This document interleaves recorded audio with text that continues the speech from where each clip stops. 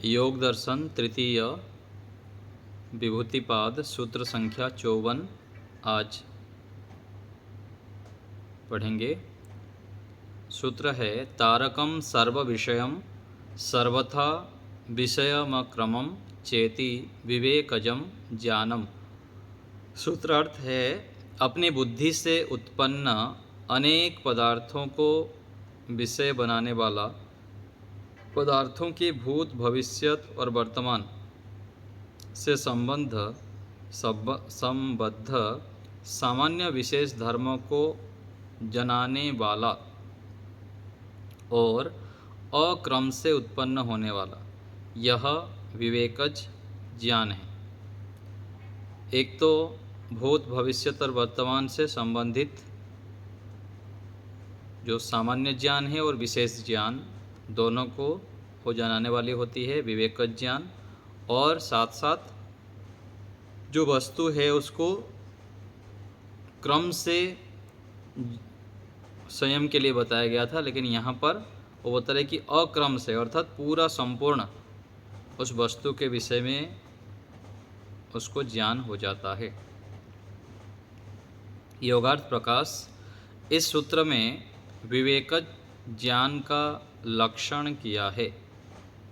उस विवेकन जो ज्ञान है, विवेकज अर्थात विवेक से उत्पन्न जो विशेष विवेक होता है, ज्ञान होता है, उसका क्या लक्षण होता है। तो उपदेश आदि कारणों के बिना अपनी ही प्रतिभा से उत्पन्न होने वाला, सब पदार्थों को विषय बनाने वाला अर्थात सभी पदार्थों को जनाने वाला, भूत भविष्यत वर्तमान सभी प्रकार से पदार्थों को जनाने वाला और बिना क्रम के एक साथ उत्पन्न होने वाला ज्ञान विवेकज ज्ञान कहता है। एक तो हमको जो ज्ञान होता है माता पिता गुरुजन और बड़े उपदेशक आदियों से ज्ञान होता है, उनके उपदेश सुनकर अनेक प्रकार से जब हम बार बार सुनते हैं पढ़ते हैं तो उससे संबंधित एक ज्ञान होता है, उसके आधार पर हमारा व्यवहार होता है। तो कह रहे हैं कि उपदेश आदि कारणों के बिना कोई भी कार्य होता है, कहीं भी हम व्यवहार करते हैं तो उसके पीछे कारण रहता है, उससे संबंधित जो ज्ञान विज्ञान होता है उसके सहारे से हम वो कार्य को करते हैं।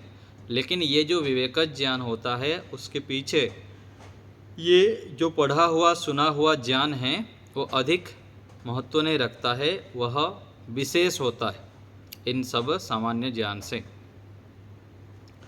और सब पदार्थों को विषय बनाने वाला अर्थात सभी पदार्थों को जनाने वाला, सभी पदार्थ अर्थात जिन जिन पदार्थों के हम संपर्क में आते हैं, जो जो पदार्थ को हम विषय बनाते हैं, और उसमें भूत भविष्यत वर्तमान सभी पदार्थों को जनाने वाला और बिना क्रम के एक साथ उत्पन्न होने वाला। तो इसका तात्पर्य यह समझना चाहिए कि कोई भी विषय जो होता है उसको जब जानने का हम प्रयास करते हैं तो सामान्य रूप से जब हम जानने का प्रयास करते हैं तो वहाँ पर थोड़ा सा ज्ञान होता है उस वस्तु के विषय में, लेकिन विवेकज ज्ञान के माध्यम से उस वस्तु के आगे पीछे जो उस वस्तु का सार है, उस वस्तु का हम प्रयोग कर रहे हैं, उस वस्तु का किस लिए उपयोगी है, कितना उपयोगी है, क्या हानिकारक तत्व हो सकता है आदि संपूर्ण रूप से उस वस्तु के विषय में ज्ञान हो जाता है। तो कह रहे हैं कि जो समस्त दुखों एवं बंधनों से तेरा देवे वह तारक कहा जाता है। इस ज्ञान की सिद्धि के पश्चात साधक समस्त बंधनों से छूट जाता है। यहाँ जो हम व्यक्ति वस्तु स्थान परिस्थिति आदियों से जुड़ते हैं, जुड़ने के बाद हम अज्ञानता के कारण उनसे लाभ के स्थान पर हानि उठा लेते हैं, वस्तुओं का व्यक्तियों का अनावश्यक प्रयोग करते हुए, अनावश्यक उनका उपयोग करते हुए। तो ये ज्ञान होने के बाद व्यक्ति अनावश्यक रूप में और जो हानिकारक रूप में हम संबंध जोड़ते हैं, विषयों का प्रयोग करते हैं, वो छूट जाता है। तब व्यक्ति सार्थक चीज़ों को ग्रहण कर लेता है और वह सार्थक चीज़ें क्या करता है, संसार से तरा देता है। अर्थात हम मोक्ष की सिद्धि के लिए तत्पर हो जाते हैं, मोक्ष की ओर बढ़ जाते हैं, ठीक ठीक सार रूप में ज्ञान ग्रहण करते हुए।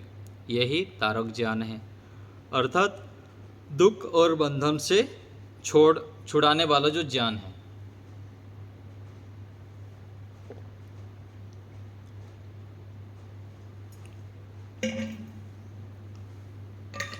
आगे है सर्व विषय। सर्व विषय का अर्थ है समस्त पदार्थों को विषय करने वाला। सभी पदार्थों को जानने का तात्पर्य यह है कि जिन पदार्थों का जानना मुक्ति प्राप्ति के लिए आवश्यक है, उन सबको जनाने वाला। इसका अभिप्राय यह नहीं है कि ईश्वर की भांति सब पदार्थों को जनाने वाला हो जाए, क्योंकि एक देशी होने से ईश्वर की भांति जीवात्मा सर्वज्ञ नहीं हो सकता। ईश्वर चेतन और सर्वदर्शी होने से सबको जान लेता है। तो यहाँ पर सर्व विषय का मतलब है कि जितना विषय, जितना ज्ञान हमको मोक्ष प्राप्ति के लिए आवश्यक है, उस ज्ञान को प्राप्त करने में विवेक ज्ञान सहायता प्रदान करता है और उससे हमको ज्ञान हो जाता है। आगे बता रहे हैं कि सर्वथा विषय का अर्थ है भूत भविष्यत वर्तमानस्थ सूक्ष्म स्थूल सभी पदार्थों का विशेष ज्ञान करवाने वाला है। जैसे एक व्यक्ति 25 वर्ष का युवा है, आज से 20 वर्ष पहले वह 5 वर्ष का बालक था, खेलता कूदता था।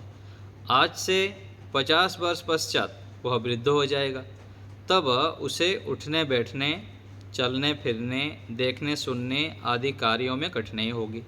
अर्थात तीनों कालों में किस किस पदार्थ की क्या क्या स्थिति होती है, इसका विशेष ज्ञान विवेक ज्ञान करवा देता है। परंतु सब पदार्थों का सभी प्रकार से जानना ईश्वर के लिए ही संभव है, जीव के लिए नहीं, क्योंकि जीव अल्पज्ञ और एक देशी है, अतः वह सर्वज्ञ नहीं हो सकता। योगी को जहाँ पर भी सर्वज्ञ कहा जाता है, वहाँ पर ज्ञेय पदार्थ कुछ सीमित होते हैं, जिनके विषय में योगी विशेष रूप से जानता है। मुक्ति के लिए आवश्यक ज्ञान की दृष्टि से भी योगी को सर्वज्ञ कह दिया जाता है। उसका अर्थ है जितना ज्ञान मोक्ष प्राप्ति में आवश्यक है, उतना ज्ञान प्राप्त कर लेता है। तो यहाँ पर जो आया कि 5 वर्ष की अवस्था में, अभी 25 वर्ष की अवस्था हुई है, 50 साल बाद क्या स्थिति होगी, इन सब पूर्व पर को वह अपने बुद्धि में ले आता है, और बुद्धि में ले आने के बाद क्या होता है, वह उससे लाभ उठा लेता है। सामान्य व्यक्ति क्या है, थोड़ा सा ही देख पाता है, थोड़ा सा ही विचार कर पाता है, और आगे के जो जीवन उसको दिखता नहीं है कि आगे मैं जरा जीर्ण हो जाऊंगा, बूढ़े हो जाऊंगा, हाथ पैर चलने में असक्षम हो जाएगा।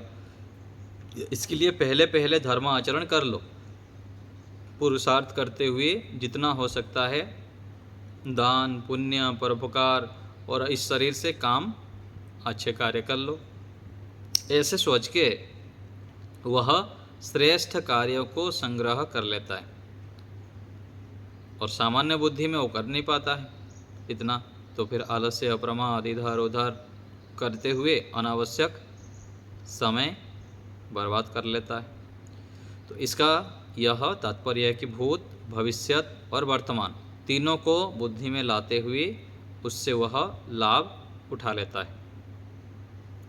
अक्रम का अर्थ है बिना क्रम के एक साथ अनेक पदार्थों को जनाने वाला। अक्रम शब्द के 2 अर्थ हो सकते हैं। प्रथम यह कि बहुत शीघ्रता से जनाने वाला, जिसका पदार्थों को जनाने का क्रम तो है परंतु वह ज्ञात नहीं होता। उदाहरण है अमेरिका देश में आकाशवाणी रेडियो के माध्यम से ओम शब्द का उच्चारण किया। उसको भारत देश आने में बहुत न्यून समय लगा। उस देश से चलकर भारत तक जितना स्थान है उस स्थान को पार करते करते 1 अंगुल स्थान को पार करने में कितना समय लगा, यह जानना अत्यंत कठिन है। इसलिए यह मान लिया जाता है कि 1 अंगुल स्थान को पार करने में कुछ भी समय नहीं लगा। तो ऐसे कुछ अनुमान से जान लिया जाता है कि इतना शीघ्रता से आ गया, ये इतना दूर तक यदि इतने जल्दी से आ जा रहा है तो थोड़े दूर जाने के लिए भी कुछ समय लगेगा ही नहीं। तो इस प्रकार से कुछ विशेष ज्ञान होता है।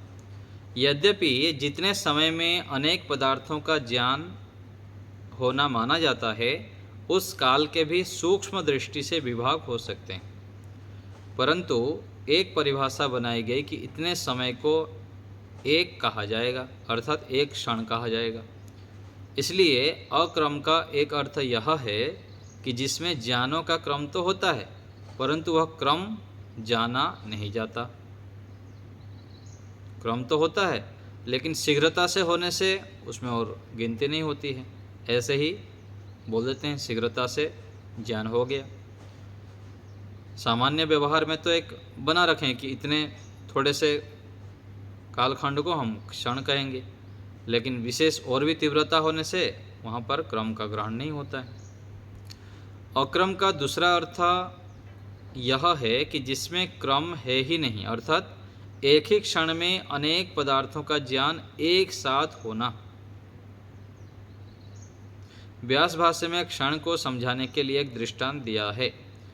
जैसे किसी द्रव्य के विभाग करते करते जो उसका अंतिम भाग बच जाए, अर्थात जिसके आगे विभाग ना हो सके, वह परमाणु है, मतलब सबसे सूक्ष्म जो कण है। इसी प्रकार से समय के विभाग करते करते जिसका पुनः विभाग ना हो सके, वह काल क्षण है। यहाँ पर द्रव्य को परमाणु कहा है और विभाग रहित बतलाया है। वैसे ही जिस काल का विभाग ना हो सके उसे क्षण कहा है। इसी एक क्षण में योगी को अनेक पदार्थों का ज्ञान एक साथ होता है। अक्रम शब्द का यह दूसरा अर्थ कुछ अन्य विद्वान भी करते हैं। तो सबसे जो सूक्ष्म टुकड़ा है उसको परमाणु कह दिए, और सबसे जो कम समय है गणना करते करते हम अंतिम जो रहेंगे उसको क्षण कहेंगे। तो कोई इस प्रकार से भी ज्ञान होता है। जैसे कई बार योगाभ्यास करते समय बताते हैं, जब हम ध्यान साधना करते हैं तो ईश्वर के विषय में भी हम प्रयास करते रहते हैं, ईश्वर के दर्शन के लिए, ईश्वर के गुणों को साक्षात करने के लिए। तो वो प्रयास करते करते करते एक समय ऐसा भी होता है, बताते हैं कि वहाँ पर पूरा तुरंत एक ज्ञान उभरता है जिससे कि उसको विशेष आनंद आदि की अनुभूति होती है। यह स्थिति भी आती हैं, ये स्थितियाँ। तो ऐसे ही व्यवहार में भी हम देख सकते हैं, कई बार कुछ चीज़ें हमको सूझता नहीं हैं और विशेष प्रयत्न करते रहते हैं, तुरंत एक ज्ञान उभर जाता है। तो विवेक ज्ञान की स्थिति में भी ऐसे कुछ क्षण होता होगा, सबसे न्यून समय, जिसके आधार पर उसको विशेष ज्ञान हो जाता है। तो अक्रम से इसको इस प्रकार समझ सकते हैं। सत्व आदि 3 गुणों से महत्वत्व की उत्पत्ति मानी गई है, उससे अहंकार की उत्पत्ति मानी है। अहंकार से 5 ज्ञानेंद्रियाँ, 5 कर्मेंद्रियाँ, 5 तन्मात्राओं और 1 मन की उत्पत्ति मानी। 5 तन्मात्राओं से पृथ्वी आदि 5 भूतों की उत्पत्ति होती है। ये जो सृष्टि का क्रम है, इसको इस रूप में शास्त्र में बताया गया कि ये सत्वर स्तंभ प्रकृति से फिर महत्तत्व बना है, महत्तत्व से अहंकार, फिर अहंकार से 16 पदार्थ, फिर उसमें जो 5 तन्मात्राएं हैं उनसे 5 भूत बने हैं। यह सृष्टि उत्पत्ति का क्रम है। तन्मात्राओं से बने पृथ्वी आदि परमाणु जिनसे स्थूल भूत पृथ्वी जल आदि की उत्पत्ति होती है, उन परमाणुओं को यहाँ पर विभाजित ना होने वाला द्रव्य कहा है। जिस द्रव्य को यहाँ पर न विभाजित होने वाला परमाणु कहा है, उसके भी विभाग हो जाते हैं, अर्थात सूक्ष्म हो जाते हैं। जब स्थूल भूतों का विनाश होता है तब उनके सूक्ष्म भूत बन जाते हैं, जिनको यहाँ पर परमाणु कहा है। अर्थात टुकड़ा करते करते करते अंतिम एक तो स्थूल रूप से सत्वरस पृथ्वी जल अग्नि वायु आकाश हो गए, उसको भी सूक्ष्म करते हैं तो तन्मात्राएं हो जाते हैं। फिर तन्मात्रा से अहंकार, अहंकार से महतत्व, ऐसे करते करते मूल प्रकृति में सृष्टि का जो प्रलय होता है ऐसे लीन हो जाता है। इससे यह सिद्ध हुआ कि जिस द्रव्य का परमाणु विभाग रहित माना है उसके तो विभाग हो जाते हैं, परंतु परमाणु का दृष्टांत देकर क्षण को विभाग रहित बतलाया है। यहाँ पर भाष्यकार ने क्षण का लक्षण किया है। लिखा है कि जितने काल में परमाणु स्वस्थान को छोड़ता है उतने काल को क्षण कहा जाता है। और यह भी लिखा है कि जैसा परम अपकर्ष पर्यंत द्रव्य परमाणु हैं, उसी प्रकार परम अपकर्ष पर्यंत काल क्षण है। तो ये सूक्ष्म इकाई के विषय में बता रहे हैं कि एक जैसे द्रव्यों का सूक्ष्म इकाई हो जाता है, ऐसे ही समय का भी एक उदाहरण देके बता रहे हैं कि ऐसे थोड़े थोड़े थोड़े थोड़े करके पूरा कम इकाई भी क्षण का हो सकता है काल का। सूत्रकार एवं भाष्यकार के अनुसार परमाणु के कारण जो तन्मात्राएं हैं वे स्वयं कार्य द्रव्य है, अतः स अवयव है, अवयव के सहित है। इनका कारण अहंकार, अहंकार का महत्तत्व, महत्तत्व का सत्रोस्तम द्रव्य है। जिस प्रकार परमाणु अवयव सहित है उससे अवयव होते हैं, उसी प्रकार क्षण काल भी सा अवयव है व नहीं यह ज्ञातव्य है। काल का क्या अवयव होगा? वस्तुओं का तो चलो टुकड़ा होते होते सूक्ष्म हो जाते हैं, लेकिन समय का कोई अवयव ऐसे तो नहीं हो सकता है। तो एक परमाणु के स्वस्थान को छोड़ने में जितना काल लगता है उतना काल तन्मात्रा, अहंकार, महत्तत्व द्रव्यों के स्वस्थान को छोड़ने में नहीं लगना चाहिए, क्योंकि ये परमाणु से सूक्ष्म हैं। इससे ऐसा प्रतीत होता है कि क्षण के भी अवयव हो सकते हैं। यह हो सकता है कि क्षण के अवयवों को पकड़ने में कठिनाई होती होगी। तो यह विद्वानों के लिए विचारणीय है कि अवयव होते हैं व नहीं।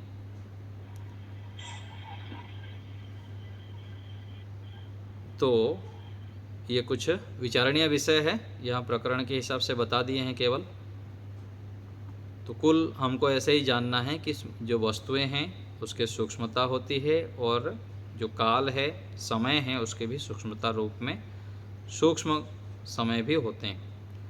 लेकिन यहाँ मुख्य इस सूत्र में समझने योग्य जो था ऊपर की बातें हैं कि वस्तुओं के विषय में हमको सूक्ष्म रूप में ज्ञान हो जाता है, एक साथ ज्ञान हो जाता है जब हम विशेष ज्ञान से युक्त हो जाते हैं। एक सामान्य ज्ञान, एक विशेष ज्ञान।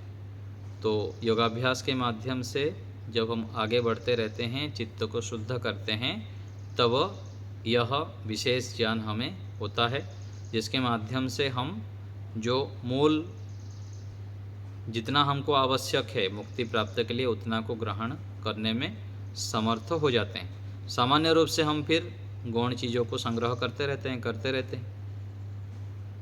अलग अलग प्रकार से यहाँ पर बाधाएं, परेशानियाँ आते रहते हैं, उसमें हम फिर उलझ जाते हैं, समय सामर्थ्य बर्बाद कर देते हैं। फिर उसके बाद लगता है अरे मैं क्यों समय बर्बाद किया। लेकिन जो विवेक ज्ञान होता है, बुद्धिमान हो जाते हैं, तो वहाँ पर फिर अनावश्यक चीज़ों में समय नष्ट नहीं करते हैं। अंतिम सूत्र देखिए, सत्व पुरुषयोः बुद्धि शुद्धि साम्ये कैवल्यम। सूत्रार्थ, रज और तम के मल से रहित होना तथा बुद्धि और पुरुष की अन्यता ख्याति में प्रतिष्ठित होना और क्लेशों का दग्धबीज होना, ये बुद्धि की शुद्धि है। जीवात्मा में भोग का अभाव हो जाना पुरुष की शुद्धि है। तो बुद्धि और पुरुष इन दोनों की समान रूप से शुद्धि हो जाने पर मोक्ष प्राप्त होता है। तो इससे पता लगता है कि देखिए दोनों में संस्कार पड़ते हैं। एक तो जो मन बुद्धि आदि हैं उसमें भी एक संस्कार पड़ते हैं और दूसरा आत्मा में। तो दोनों की शुद्धता एक साथ होते हैं। जब हम ध्यान साधना आदि करते जाते हैं, आत्मा भी नैमित्तिक रूप में जो आत्मा के ऊपर मल होता है वो भी शुद्ध होते हैं। अर्थात जो भोग के लिए जितना संस्कार थे उसको व्यक्ति फिर हटाता रहता है और मोक्ष के लिए योग्यता को प्राप्त कर लेता है क्लेशों को हटाते हुए। तो इस प्रकार बुद्धि और आत्मा दोनों की शुद्धता होने पर मोक्ष प्राप्त होता है। हिंदी भाग देखिए योगार्थ प्रकाश। इस सूत्र में यह बतलाया है कि सत्व अर्थात बुद्धि की और जीवात्मा की शुद्धि होने पर मोक्ष हो जाता है। तो दोनों में अभी अज्ञानता है, गंदगी है, मैल है, दोनों की शुद्धता चाहिए। जब रजोगुण और तमोगुण के मल से रहित, मल क्या है, दोष क्या है, रजोगुण और तमोगुण, इन दोनों मल से रहित सत्वात्मक बुद्धि, सत्वगुण से युक्त बुद्धि पुरुष की अन्यता ख्याति अर्थात बुद्धि और आत्मा के स्वरूप ज्ञान में प्रतिष्ठित हो जाती है। जब सत्वगुण से युक्त हो जाती है बुद्धि, दोनों का पृथक पृथक ज्ञान करवा देती है और दग्ध क्लेश बीज वाली होती है। तब वह पुरुष की शुद्धि के साथ सदृश शुद्ध हो जाती है। अर्थात जीवात्मा तो स्वभाव से शुद्ध है, उसकी शुद्धि अविद्या आदि मलों के दूर होने पर पूर्ण रूपेण हो जाती है। तो अविद्या आदि के कारण मल जमा रहता है, परंतु बुद्धि 3 गुणों से बनी है, अतः उसकी शुद्धि पुरुष से न्यून ही होती है पर पुरुष जैसी कही जाती है। ऐसी अवस्था में जीवात्मा सांसारिक भोगों से रहित हो जाता है और उसको मोक्ष की प्राप्ति होती है। तो क्या समझ में आया? बुद्धि की शुद्धि हो जाने से धीरे धीरे फिर मोक्ष की योग्यता बन जाती है। और बुद्धि की शुद्धि अर्थात रजोगुण तमोगुण हटना। और जीवात्मा तो शुद्ध है ही, लेकिन बुद्धि आदि के अपवित्रता के कारण, अशुद्धि के कारण उसको इस प्रकार से दिखाई देते हैं, क्योंकि साधन जैसे होगा वैसे ही दिखाई देता है। जैसे चश्मा पहनते हैं वैसे ही सृष्टि दिखाई देती है। तो मन बुद्धि आदि जो इंद्रियां हैं उसकी शुद्धता होने पर जीवात्मा भी शुद्ध रूप में प्रतीत होने लग जाता है, शुद्ध हो जाता है। तो संप्रज्ञात समाधि की परिपक्व अवस्था में विवेक ख्याति उत्पन्न होती है, उससे भी परवैराग्य उत्पन्न हो जाता है। परवैराग्य से असंप्रज्ञात समाधि होती है, उससे आत्मा को अपना और ईश्वर का स्वरूप अच्छे प्रकार से परिज्ञात हो जाता है। ऐसी अवस्था को प्राप्त कर लेने पर मोक्ष की प्राप्ति हो जाती है। तो संप्रज्ञात समाधि, फिर परवैराग्य, फिर परवैराग्य से असंप्रज्ञात समाधि, फिर असंप्रज्ञात समाधि में क्लेशों की दग्धबीज अवस्था। चाहे इस पाद में कही गई सिद्धियां प्राप्त हों व ना हो, वास्तविकता तो यह है कि शुद्ध ज्ञान, शुद्ध कर्म और शुद्ध उपासना से ईश्वर जीव प्रकृति के स्वरूप का वास्तविक ज्ञान होता है। उससे अज्ञान की निवृत्ति हो जाती है। कर्म विपाक, फल भोग का अभाव हो जाता है। सत्व आदि 3 गुण भोग और अपवर्ग के प्रयोजन को पूर्ण करके अपना अधिकार समाप्त कर देते हैं। अर्थात अब वे गुण योगी का अगला जन्म उत्पन्न नहीं कर सकेंगे। यह जीवात्मा का कैवल्य है। तो शुद्ध ज्ञान, शुद्ध कर्म, शुद्ध उपासना से ईश्वर जी प्रकृति को ठीक से जानते हैं, उससे फिर अज्ञान की निवृत्ति होती है। फिर सत्वगुण, रजोगुण, तमोगुण, जो इसका प्रयोजन था, हमको शरीर आदि मिला है, क्या प्रयोजन है? भोग सिद्ध करना, फिर अपवर्ग तक ले जाना। ऐसे करने पर फिर कैवल्य की स्थिति हो जाती है। इस अवस्था में जीवात्मा अपने स्वरूप को और ईश्वर के स्वरूप को अच्छे प्रकार से जान जाता है। यह ईश्वर साक्षात्कार की स्थिति है। इससे यह समझना चाहिए कि केवल जीवात्मा के स्वरूप को ज्ञान से कैवल्य नहीं होता है, किंतु अपने स्वरूप को जानकर ईश्वर के स्वरूप को जानने से कैवल्य होता है। जीवात्मा आनंद स्वरूप नहीं है और ना सर्वज्ञ है। जीवात्मा के स्वाभाविक ज्ञान से ना लौकिक व्यवहार सिद्ध होता है, ना मोक्ष की प्राप्ति होती है। केवल सामान्य ज्ञान से, उसका जो स्वाभाविक ज्ञान से। इसलिए यह जानना चाहिए कि ईश्वर प्रदत्त ज्ञान से ही व्यवहार की सिद्धि और मोक्ष की प्राप्ति होती है। ईश्वर के प्रदत्त ज्ञान से ही तो हम सारे कार्य कर रहे हैं। जो भी हमारा देखना, सुनना, पढ़ना, लिखना, कोई भी हम क्रियाएं कर रहे हैं, वो सब सिखाया गया है हमको। और सिखाया कैसे? वो पहले से जो ज्ञान परंपरा से मिल रहा है, गुरुजनों के माध्यम से, ऋषियों के माध्यम से, उसके आधार पर हम अभी व्यवहार करते हैं। कुछ लोगों का यह मत है कि योग दर्शन में जितनी सिद्धियां बतलाई हैं, मोक्ष प्राप्ति के लिए उन सब सिद्धियों को प्राप्त करना चाहिए। इस विषय में भाष्यकार ने स्पष्ट कर दिया है कि ईश्वरस्य अनीश्वरस्य वा। इसका अभिप्राय यह है कि इस पाद में लिखित सिद्धियों को प्राप्त करने वाला योगी ईश्वर और सिद्धियों को प्राप्त ना करने वाला अनीश्वर कहा गया है। जिसने यम नियम आदि अष्टांग योग का अनुष्ठान किया है, अपर वैराग्य से संप्रज्ञात समाधि को प्राप्त किया है, पर वैराग्य और ईश्वर प्रणिधान से असंप्रज्ञात समाधि की प्राप्ति की है, निष्काम कर्मों का अनुष्ठान किया है और 3 ऐषणाओं का परित्याग कर दिया है, ऐसा योगी तीसरे पाद में कही गई सिद्धियों को प्राप्त करे व ना करे, पुनरपि मोक्ष प्राप्त कर लेता है। इसलिए मोक्ष प्राप्त करना मुख्य प्रयोजन है, तीसरे पाद की जो सिद्धियां हैं वो प्राप्त करना नहीं। तो सिद्धियता केवल बीच के पड़ाव हैं, प्राप्त करो अथवा ना करो ये विशेष महत्व नहीं रखता है। ऐसे मान के हमें चलना चाहिए और जिसको इच्छा है प्रयत्न कर सकता है। तो ना करने से भी यदि मुख्य यम नियम का अनुष्ठान करे, परोपकार आदि कार्य करें, तब भी वह मोक्ष को प्राप्त कर सकता है और मुक्ति की योग्यता को प्राप्त कर सकता है। ऐसे यहाँ तीसरे पाद में अंत में बता दिए हैं। तो बुद्धि और जीवात्मा दोनों की शुद्धता चाहिए। ठीक है, किसी को कुछ पूछना हो तो बताइए।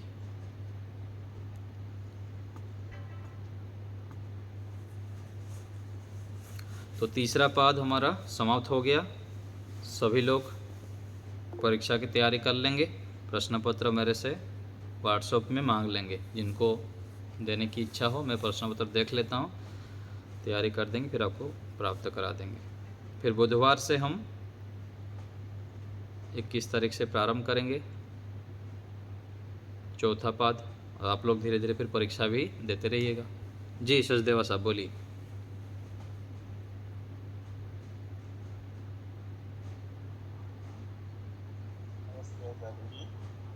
नमस्ते जी।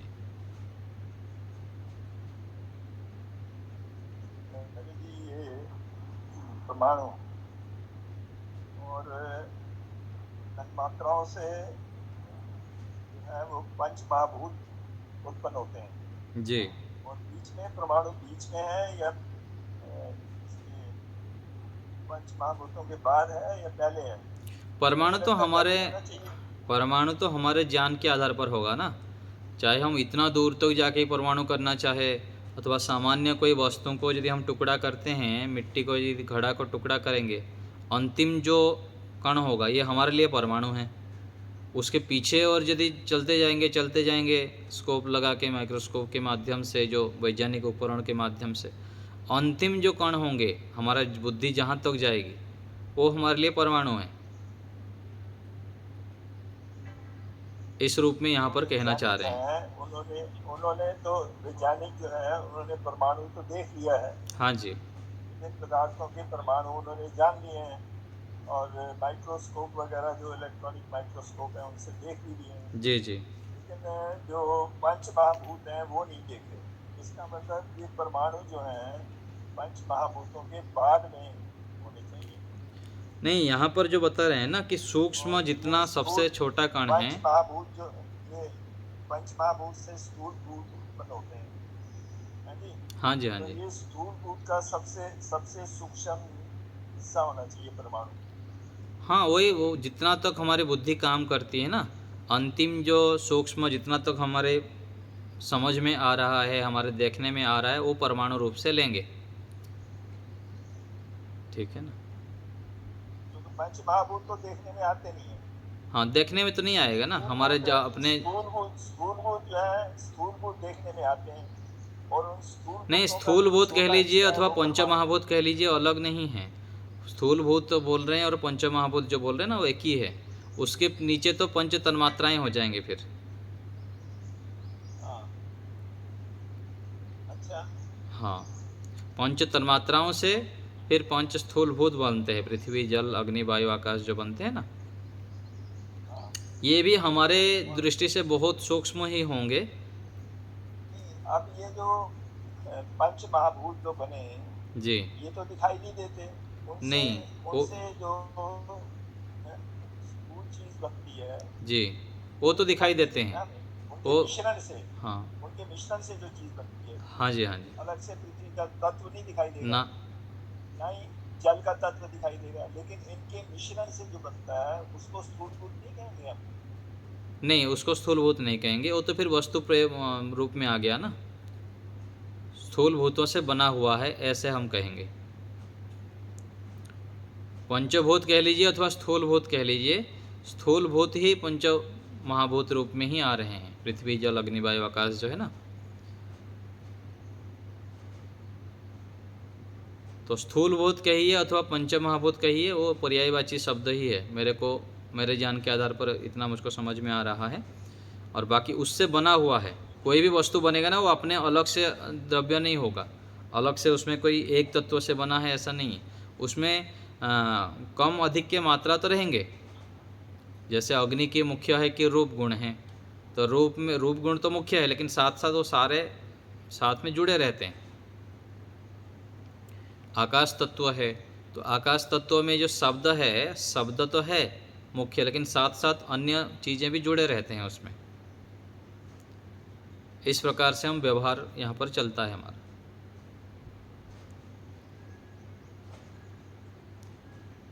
ठीक है, और विचार करिए इसके विषय में।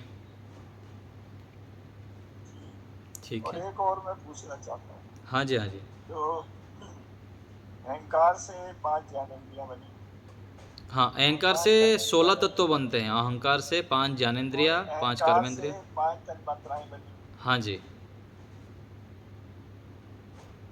और 5 तन्मात्राओं से पंच महाभूत बने। हाँ जी, लेकिन अहंकार से 5 ज्ञानेंद्रियां, 5 कर्मेंद्रियां और मन ये अलग से बनता है। हाँ, 16 तत्व बनेंगे। बनाने वाला जानता है ना कि मैं इस तत्व से ये सब बनाऊंगा तो क्या क्या मिलाऊंगा, तो उस रूप में उसको मिला के ईश्वर ने बना दिए। फिर उसमें से 16 तत्व बना दिए, 16 में से एक चीज़ को लेकर फिर 5 पंच महाभूत बना दिए। मैंने कहीं ये पढ़ा था, जो अहंकार है उसके 2 हिस्से होते हैं, एक सात्विक अहंकार, एक तामसिक अहंकार। नहीं, ऐसे तो कोई, और सात्विक अहंकार से ज्ञानेंद्रियां, कर्मेंद्रियां और मन बनता है। और नहीं, ऐसे तामसिक कोई अहंकार वर्णन से, नहीं आता है। इसका जो वर्णन करने वाला सांख्य दर्शन है, ऐसे कोई प्रमाणिक हाँ, ग्रंथ में सुनने में नहीं आता है ऐसे। सांख्य दर्शन ही पढ़ा था ये मैंने। हाँ, देखिए कहाँ पर आता होगा, मेरे सुनने में तो। अहंकार के 2 हिस्से हैं, बल्कि 3 हिस्से हैं। तीसरा हिस्सा जो है राजसिक जो अहंकार है वो दोनों को मदद करता है, सात्विक और तामसिक को मदद करता है बनाने में।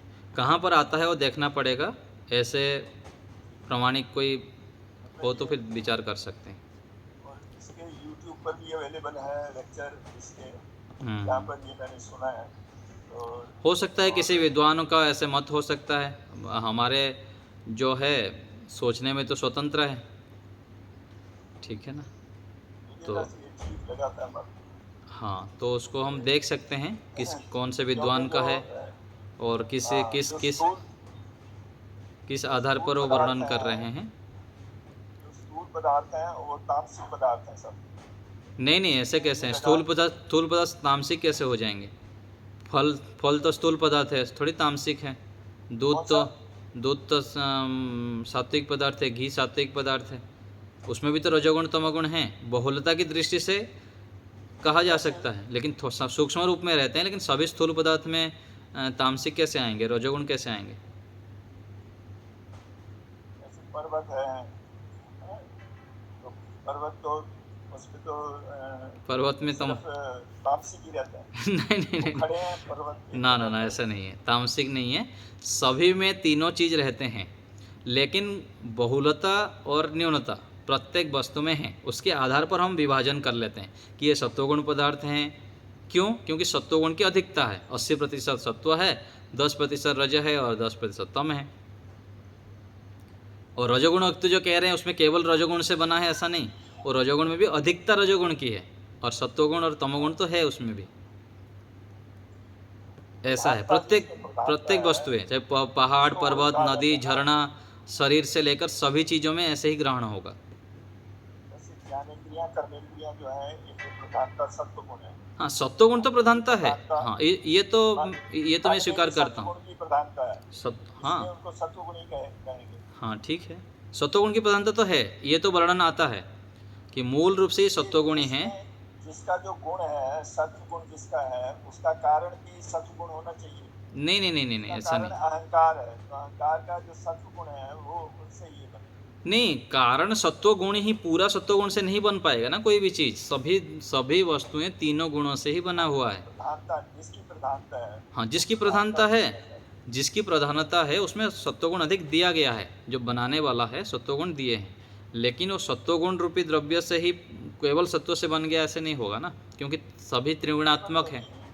प्रधानता, हाँ, प्रधानता तो है, प्रधानता तो हम कह रहे हैं, लेकिन अहंकार ऐसे, अहंकार की 3 विभाग, ये तो समझ में नहीं आ रहा है। आप देख लीजिएगा, फिर से सुन लीजिएगा। आप भी थोड़ा सा, क्योंकि नई चीज बता रहा हूँ, आप भी थोड़ा सोचिए इसके। देखिए, हमारे परंपरा में स्वामी विवेकानंद जी से मैं इतना सुना हूँ, स्वामी ब्रह्मविदानंद जी से पढ़ाता हूँ, स्वामी ध्रुवदेव जी हमारे हैं, और भी अलग अलग आचार्य हैं। ऐसे कोई क्रम से आया नहीं है। फिर भी आप जो बता दिए तो मैं फिर भी चर्चा कर लूँगा, गुरुजनों से कभी पूछ लूँगा। ऐसे कोई अलग शास्त्र में आता है क्या? ब्राह्मण ग्रंथ में, दर्शनों में तो ऐसे नहीं आया। अनेक शास्त्र है, प्रामाणिक शास्त्र हमारे हैं, ब्राह्मण ग्रंथ आदि हैं, कुछ वैदिक मंत्र हैं, अलग अलग विद्वान हैं। कभी ऐसे चर्चा कभी आया हो तो और भी सोचेंगे इसके विषय में, ठीक है। उदयवीर जी का भी भाष्य है, हाँ, सांख्य दर्शन का, उदयवीर जी जी जी, हाँ, देख सकते हैं, देख लेंगे। डॉक्टर साहब बताइए। नमस्ते गुरु जी। नमस्ते जी। तो ये जो वार्तालाप हो रहा था उसके बारे में ही मुझे कुछ कहना था कि किसी विद्वान ने अपने प्रवचन में जरूर कहा है कि सात्विक अहंकार और तामसिक अहंकार, ऐसा कुछ सुनने में आया है, कुछ पुस्तक में कोई जगह पढ़ने में नहीं आया है, ऐसा भी है। हाँ, कोई नहीं, इसके विषय में पूछ लेंगे और भी, ठीक है। सात्विक अहंकार और तामसिक अहंकार जो बोल रहे हैं वो मैं स्पष्ट कर लूँगा, और भी गुरुजनों से पूछ लूँगा प्रकरण के हिसाब से। सुदेशना माता जी।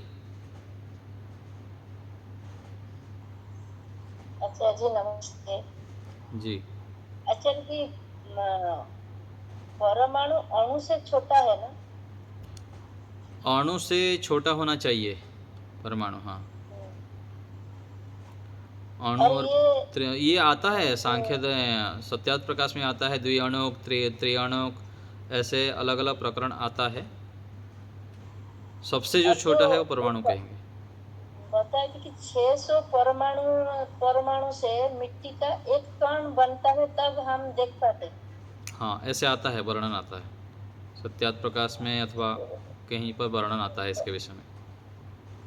मेरे को याद आता है कि स्वामी जी पढ़ा रहे थे तो वैसे जिसने किसने बता रहे थे कि जी जी, 600 परमाणु होता से है ऐसा है, पृथ्वी होते का हैं एक कण होता है। जी। तब परमाणु छोटा है अणु से ना। हाँ, सबसे जो छोटा है परमाणु है। बस ये जानना ठीक था। है, अच्छा, ये धन्यवाद। चलिए तो यहीं रखते हैं इसको, थोड़ी देर के लिए ध्यान का अभ्यास कर लेते हैं हम।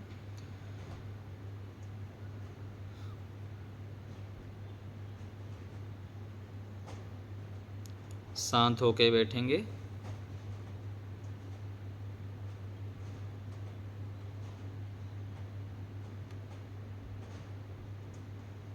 शरीर को बिल्कुल स्थिर करते हुए मन में मानसिक स्थिति बनाएंगे, मन में ईश्वर का स्मरण, ईश्वर को सर्वव्यापक अनुभव करने का प्रयत्न करेंगे।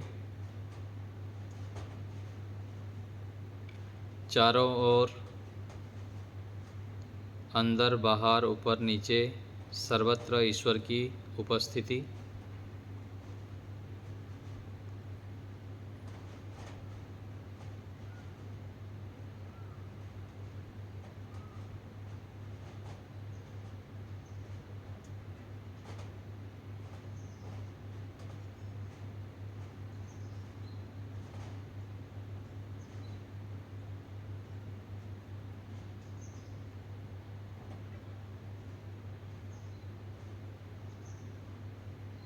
आँखों के सामने घनघोर अंधकार की स्थिति, ईश्वर निराकार है, चेतन हैं, हमारे साथ विद्यमान हैं।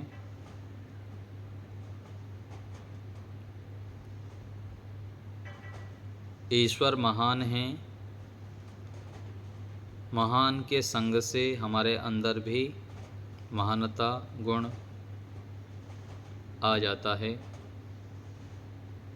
जिसको हम स्मरण करते हैं, चिंतन करते हैं, जिनके सानिध्य में बैठते हैं, उनकी विशेषताओं से हम जुड़ जाते हैं।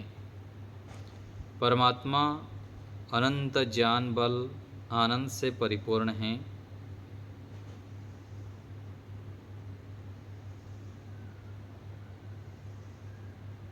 ईश्वर के सानिध्य से हम भी शांत, स्थिर, एकाग्र आदि आदि गुणों से युक्त हो जाते हैं।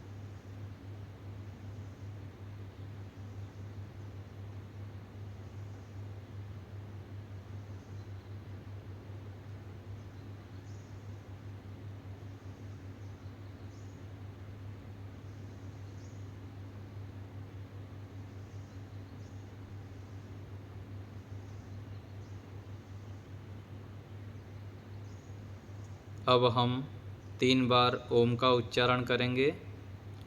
वाणी से ओम का उच्चारण, मन से अर्थ विचार करेंगे।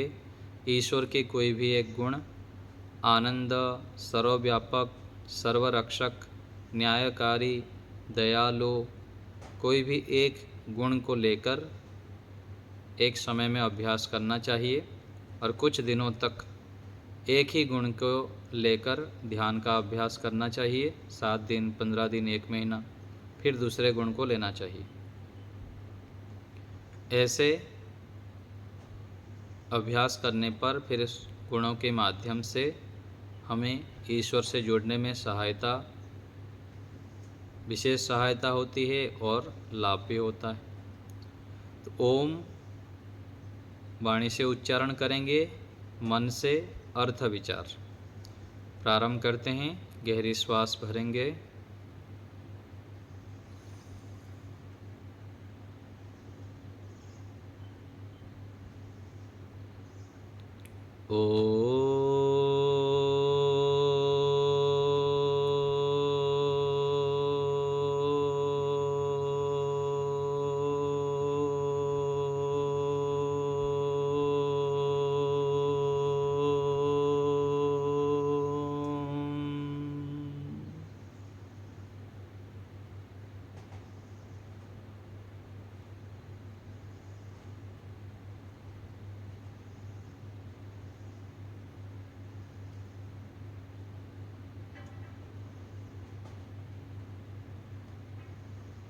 श्वास भरें।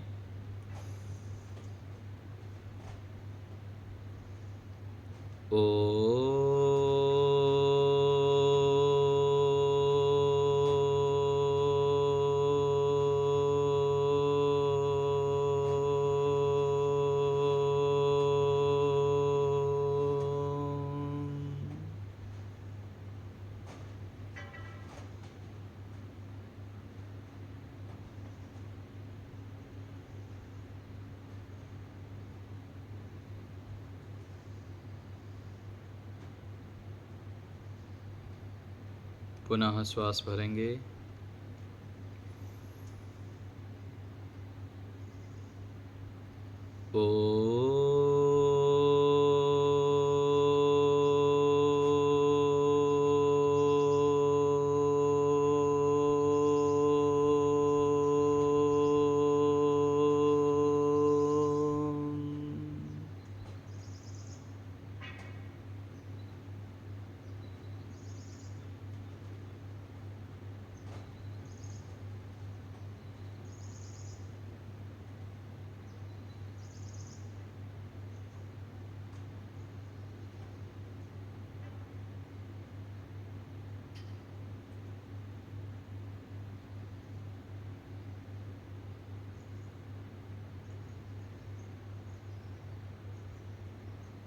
मन में ईश्वर के गुणों का चिंतन करते हुए ईश्वर की उपस्थिति को स्मरण रखेंगे। ईश्वर के अंदर में डूबा हुआ हूँ। ईश्वर की महती अनुकंपा से हमें यह अवसर मिला है परमात्मा के सानिध्य में बैठने का। ईश्वर से प्रार्थना करेंगे कि हे प्रभु, आप मेरे माता पिता गुरु आदि हैं। आप मेरे परम हितैषी हैं।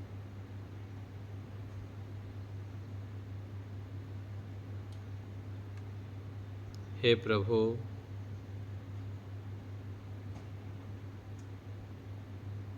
आप मेरे हैं, मैं आपका हूँ।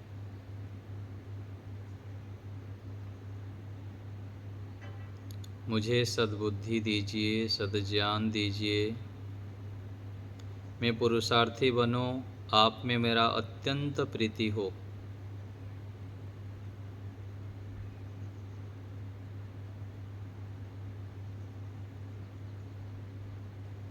हे प्रभु, आप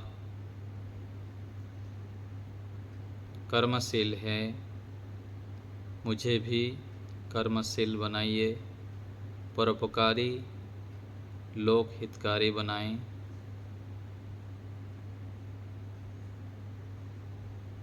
आप जैसे सभी प्राणियों के लिए हित चाहते हैं, मैं भी ऐसे ही बन जाऊं।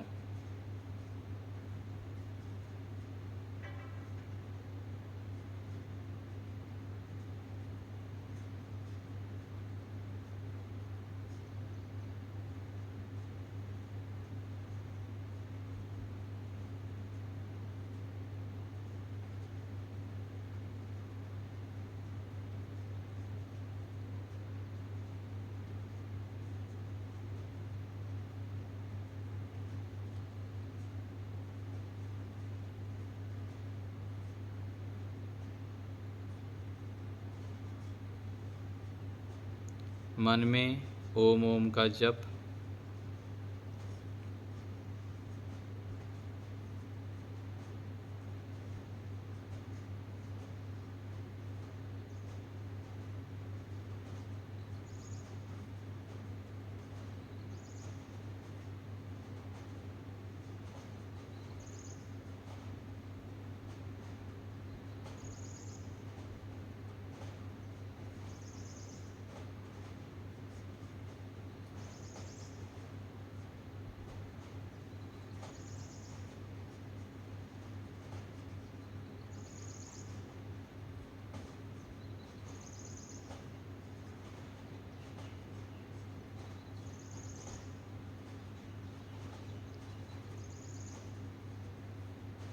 ईश्वर चेतन हैं, मेरे साथ विद्यमान हैं। हे परमात्मा, आप मेरे हैं, मैं आपका हूँ। ऐसे भाव मन में बनाते हुए ईश्वर के प्रति अत्यंत समर्पण, श्रद्धा, कृतज्ञता भाव, आप ही मेरे सब कुछ हैं, आपके कारण ही मेरा अस्तित्व है पिता।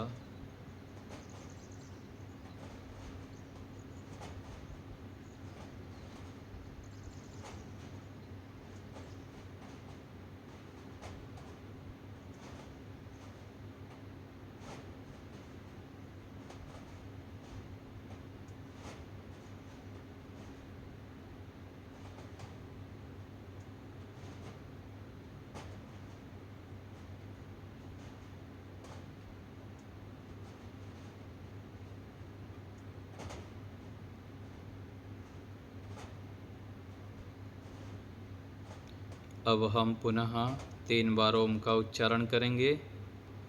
ओम के उच्चारण के समय पूर्ण समर्पण ईश्वर के प्रति श्रद्धा भाव से ओम ईश्वर के मुख्य नाम हैं, प्रिय नाम हैं, ऐसे भाव बनाते हुए अर्थ विचार पूर्वक ओम का उच्चारण श्वास भरेंगे।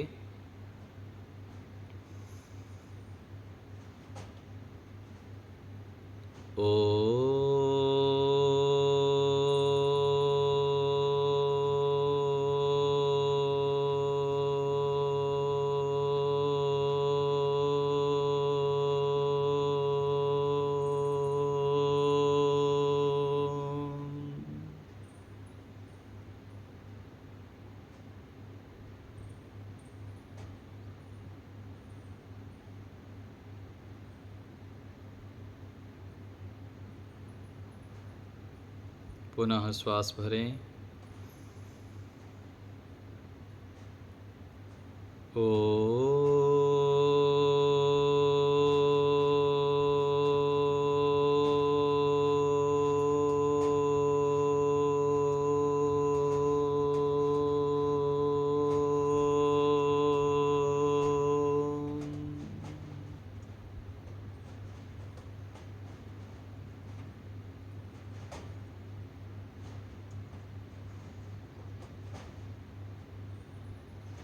फिर से श्वास भरेंगे।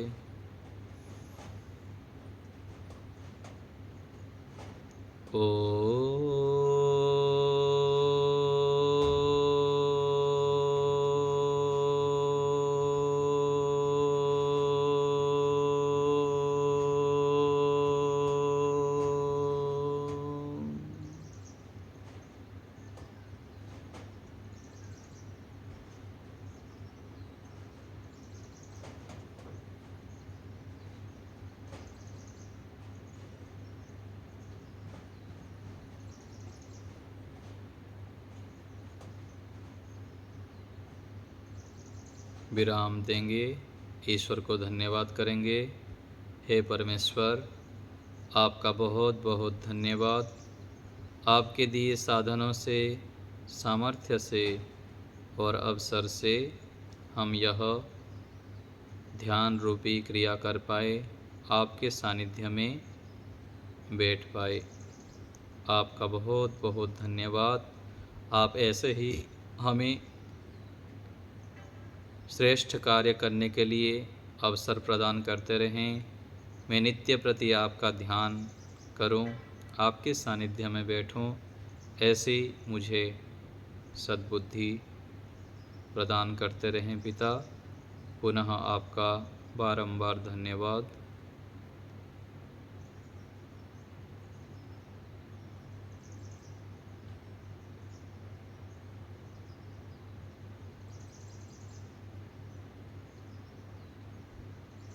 ईश्वर के चरणों में नतमस्तक होते हुए मन ही मन ईश्वर के प्रति कृतज्ञता भाव बनाएंगे।